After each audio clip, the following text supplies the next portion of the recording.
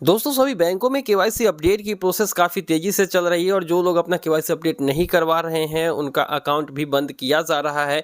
अब ऐसा होना लाजमी है क्योंकि आरबीआई ने जब से गाइडलाइन में कहा है कि एक नियमित समय अंतराल पर हर खाता धारकों को अपना केवाईसी अपडेट कराना होगा, तो इसलिए बैंकों ने भी ये प्रोसेस शुरू कर दी है। और जो लोग बहुत पुराने हैं जिनका केवाईसी अपडेट दोबारा नहीं हुआ है, नियमित समय अंतराल वो 5 साल 10 साल या फिर 7 साल भी हो सकता है, तो इतने दिनों पे केवाईसी अपडेट जिन लोगों ने नहीं कराया है इतने दिनों में, तो उनका अकाउंट बंद हो रहा है, नहीं तो उनको केवाईसी करने की ऑप्शन दी जा रही है। अब सभी बैंकों में केवाईसी करने के प्रोसेस अलग अलग है। हालांकि आरबीआई ने यह भी कहा है कि जितने भी बैंक है वो अपने कस्टमर्स को घर बैठे ही कोई ऐसी सुविधा दी जिसके जरिए वो केवाईसी अपडेट करा पाए, क्योंकि कस्टमर को ब्रांच जाने की जरूरत ना हो। क्योंकि केवाईसी अपडेट कराना है, ऑलरेडी केवाईसी हो चुकी है जब आपने अकाउंट ओपन कराया होगा, तो इसलिए अपडेट कराना है तो आपको घर बैठे केवाईसी करने की ऑप्शन दी जा रही है। चाहे आप एटीएम के जरिए करिए, ऑनलाइन इंटरनेट बैंकिंग के जरिए करिए, या फिर कोई ऐसी वेबसाइट लॉन्च की जाए, या फिर वीडियो केवाईसी के जरिए केवाईसी कंप्लीट हो। तो आरबीआई ने ये कहा है, तो आरबीआई के गाइडलाइन को तो फॉलो करना जरूरी है। इसलिए सभी बैंकों ने धीरे धीरे अपना जो केवाईसी अपडेट की जो जितना भी हो सकता है उतना सुविधाएं दे रही है। जैसे एसबीआई ने हाल ही में इंटरनेट बैंकिंग और योनो एसबीआई में ये सुविधा लाई है,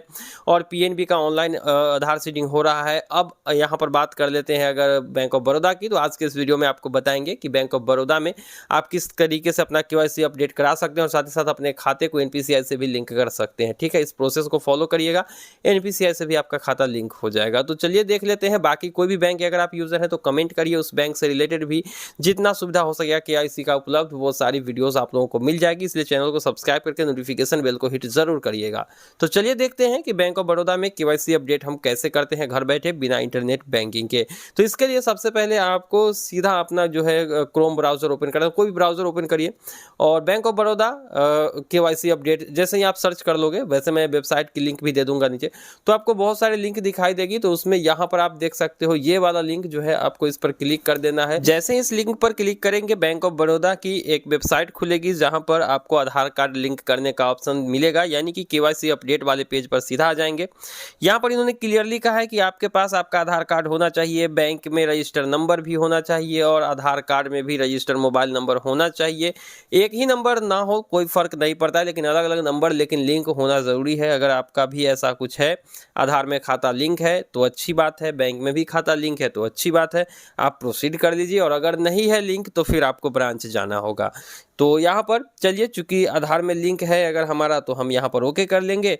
अब आपको यहाँ पर अपना अकाउंट नंबर देना है और मोबाइल नंबर देना है। मोबाइल नंबर वही देंगे जो आपने खाता में दिया हुआ है, आधार में है वो नहीं। अगर आधार में और खाता में दोनों में एक है तो आपको तो वही देना होगा, लेकिन अलग अलग है तो आपको यहाँ पर अकाउंट में जो लिंक है खाता मोबाइल नंबर खाते में, वहीं यहाँ पर दे के जनरेट ओटीपी पर क्लिक कर देना है। अब चूंकि यहाँ पर हम डिटेल्स अपना दे रहे हैं तो ये इनवैलिड बता रहा है। चूंकि डिटेल्स हम सही दे रहे हैं तो हो सकता है कुछ सर्वर की इशू हो रही होगी। खैर, आपको चलिए सीधा डेस्कटॉप के ऊपर लिए चलते हैं और दिखाते हैं कि कैसे आगे के प्रोसेस करते हैं।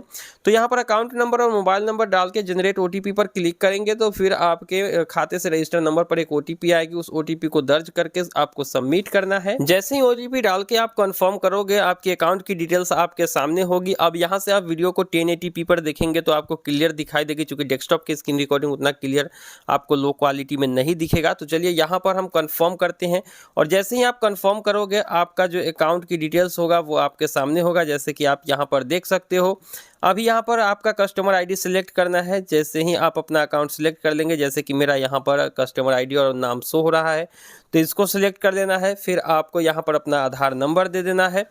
अब यहाँ पर अगर आपका आधार नंबर पहले से बता रहा है तो इसका मतलब है कि खाता खुलवाते हुए आपने आधार नंबर दिया है, तो फिर से आपको यहाँ पर आधार वेरीफाई करना होगा, तभी तो केवाईसी अपडेट होगी। केवाईसी हो चुकी है पहले से, उसी का तो अपडेट होगा।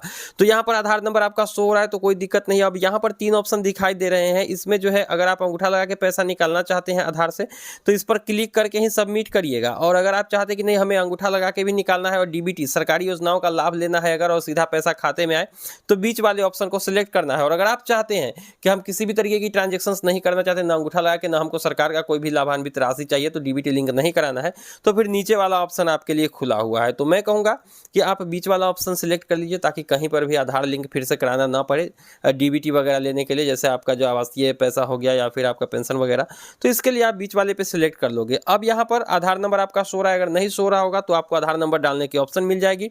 अब यहाँ पर आपको क्या करना है कि इस टीएनसी को एक्सेप्ट कर लेना है। एक्सेप्ट करने के बाद गेट आधार ओटीपी पर क्लिक करना है। फिर आपके आधार रजिस्टर्ड मोबाइल नंबर पर एक ओटीपी आएगी, उस ओटीपी को दर्ज करके ही आपको केवाईसी अपडेट कराना है। चूंकि आधार नंबर जो आपने दिया है वही आपका आधार नंबर है, तो आप अपडेट कर रहे हैं केवाईसी, तो इसलिए उस ओटीपी को डाल के आप केवाईसी सबमिट करेंगे। तो जैसे ही आधार ओटीपी डाल के आप कंफर्म पे क्लिक करोगे, वैसे ही आपके अकाउंट की पूरी डिटेल्स आपके सामने होगी। जैसा कि अभी आप यहाँ पर देख रहे हो, अकाउंट की पूरी डिटेल्स जो है हमारे सामने आ चुकी है। अब आपको यहाँ पर सबमिट कर देना है। जैसे ही आप सबमिट करोगे, लोकल ब्रांच जहाँ पर आपने खाता खुलवाया है वहाँ से ही केवाईसी अपडेट कुछ ही दिनों के अंदर हो जाएगी। और साथ ही साथ अगर आपने बीच वाले ऑप्शन को सिलेक्ट किया है तो फिर आपका जो आधार कार्ड है वो डीबीटी के लिए एनपीसीआई से भी मैप हो जाएगा। अभी चलिए आपको बताते हैं कि एनपीसीआई से मैपिंग होने के बाद आप कैसे चेक कर सकते हैं कि आपका अकाउंट जो है एनपीसीआई से मैप हुआ है या फिर नहीं। तो इसके लिए आपको यूआईडीएआई के ऑफिशियल वेबसाइट पर आ जाना है। ऑफिशियल वेबसाइट पर आने के बाद आपको यहाँ पर क्लिक कर देना है। नीचे स्क्रॉल करेंगे, आधार सर्विसेज पर क्लिक करना है। उसके बाद आपको आधार लिंकिंग स्टेटस पर क्लिक कर देना है। फिर आपको अपना आधार नंबर देना है। कैप्चा डाल के ओटीपी गेट ओटीपी पर क्लिक करेंगे। जब आपके आधार रजिस्टर्ड नंबर पर ओटीपी आएगी, फिर उस ओटीपी को दर्ज करेंगे। तो ओटीपी को दर्ज करने के बाद ही आपका आधार लिंकिंग स्टेटस यहाँ पर शो कर देगा कि आपका आधार कार्ड किसी भी बैंक से लिंक है या फिर नहीं, और अगर लिंक है तो कौन से बैंक से लिंक है। जैसा कि यहाँ पर अभी आप देख सकते हो कि बैंक ऑफ बड़ौदा से हमारा आधार कार्ड ऑलरेडी लिंक है, यानी कि सरकारी योजनाओं के जो भी राशि होंगे वो हमारे सीधे बैंक ऑफ बड़ौदा में जाएंगे। तो इस तरीके से आप बैंक ऑफ बड़ौदा में केवाईसी अपडेट के साथ साथ अपना आधार कार्ड डीबीटी के लिए लिंक भी करा सकते हो। तो उम्मीद है कि आप लोगों को ये वीडियो पसंद आई होगी।